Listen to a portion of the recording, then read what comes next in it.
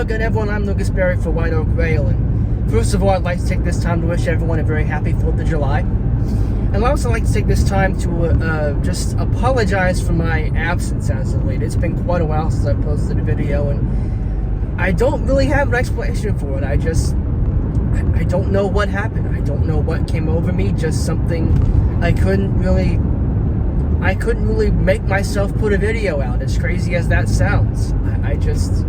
I don't really know what happened, but we're here now. That's the most important thing, and we're gonna have some fun. So, over a span of about 5 days or so in mid-May, we here along the New River got treated to 2 specially painted B&O Heritage things. The first was the office car special, which is a whole consist painted to look like an old Baltimore and Ohio streamlined passenger train. And this carries company brass, or for whatever reason I don't know why they were out. I presume they were going to check out the new hydrogen locomotive that had been built by Huntington. That's my assumption. I don't know that, but that's just an educated guess.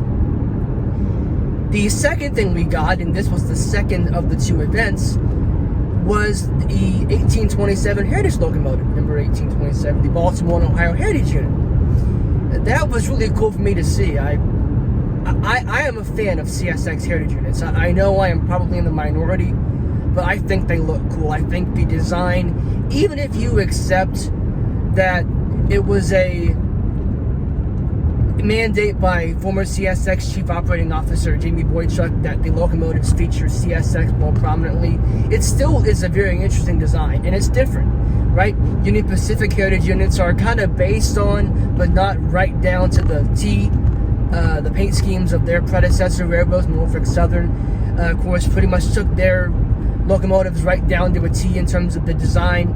CSX did something different, and I think they look good, and I can't wait to see more of them here or wherever I go that happens to be on CSX property, or thanks to the practice of run-through power, there's no reason to think you couldn't wind up seeing one on some other railroad that you didn't really think you'd see it on. There's no reason to think it couldn't happen. So let's take a look at these 2 B&O Heritage paint schemes, and along the way we'll learn a little bit of thing or two about the B&O. So let's get going, shall we? Nuttallburg, West Virginia, or as the railroad called it, Nuttall, on a muggy mid-May afternoon. It had been raining off and on all day, but that would not deter me. After all, this was the office car special. I went down here to where the old train station was for 3 reasons. 1, the best view of the tracks. 2, I thought it would be fun to catch a train painted like a classic streamliner from the exact location an old train station used to be. I kind of imagined myself as a station agent here at Nuttall waiting on an arriving passenger train. And 3, my grandfather had a job during the Great Depression to take mail from the town of Winona on top of the mountain right to this very station to connect with C&O. No more appropriate place for a Barry to film down here. And after about 2 hours of waiting, P001 came around the corner and I stepped back in time.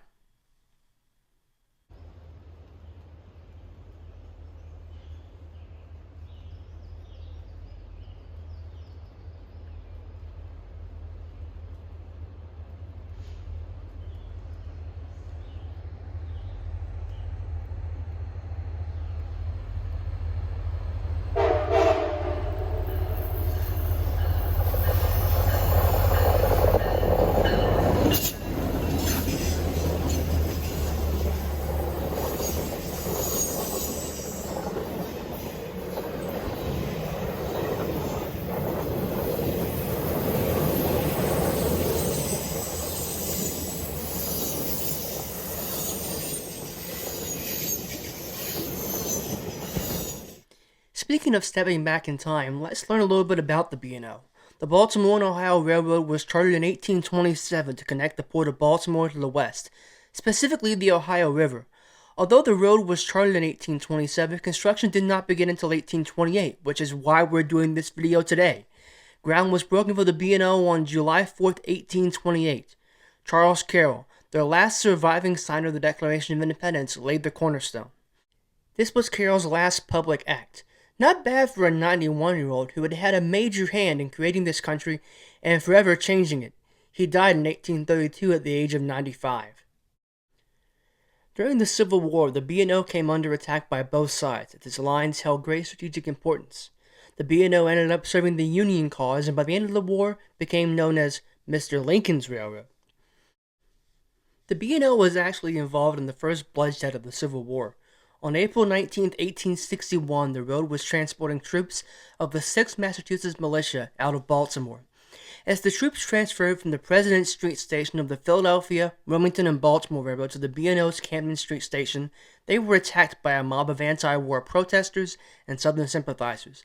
Unfortunately, 17 people lost their lives and countless were wounded.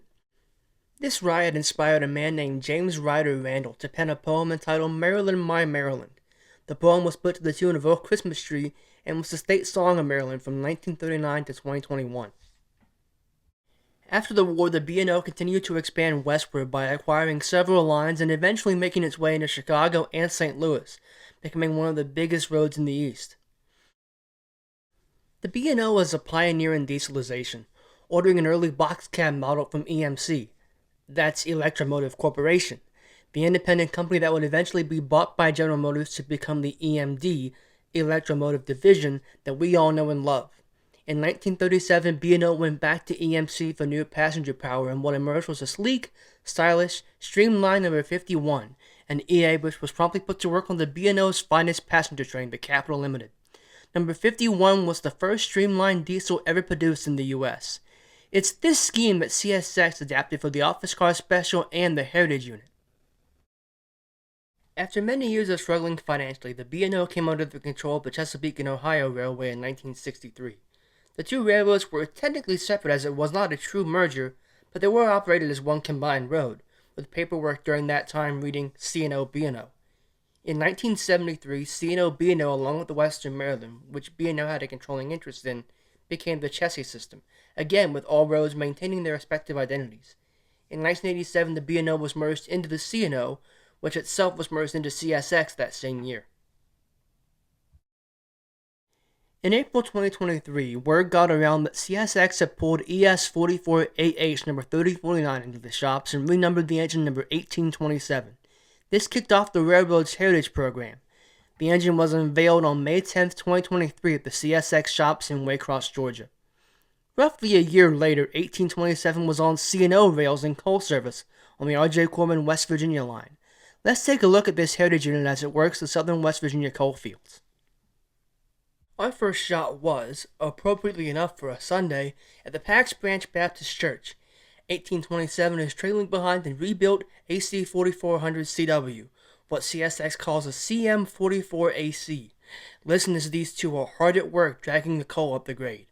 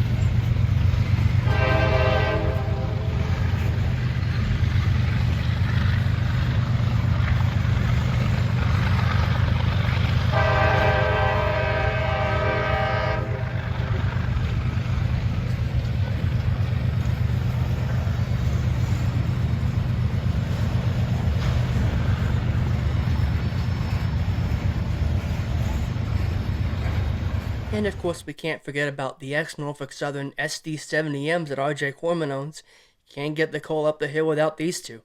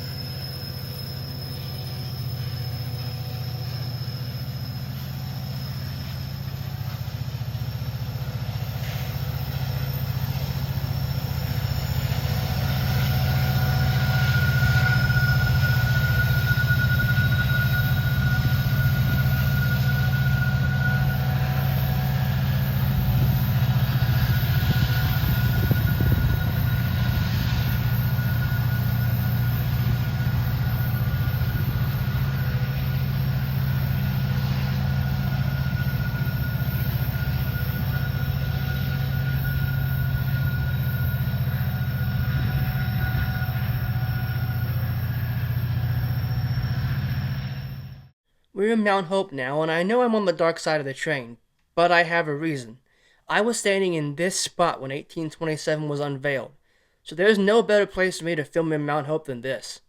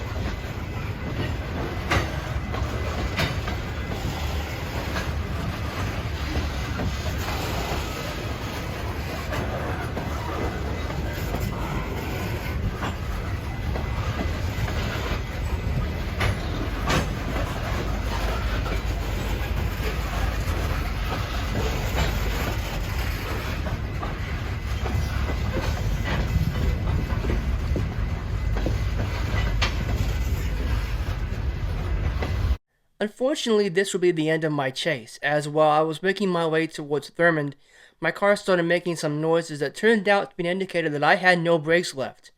Oh well, I'll get her again.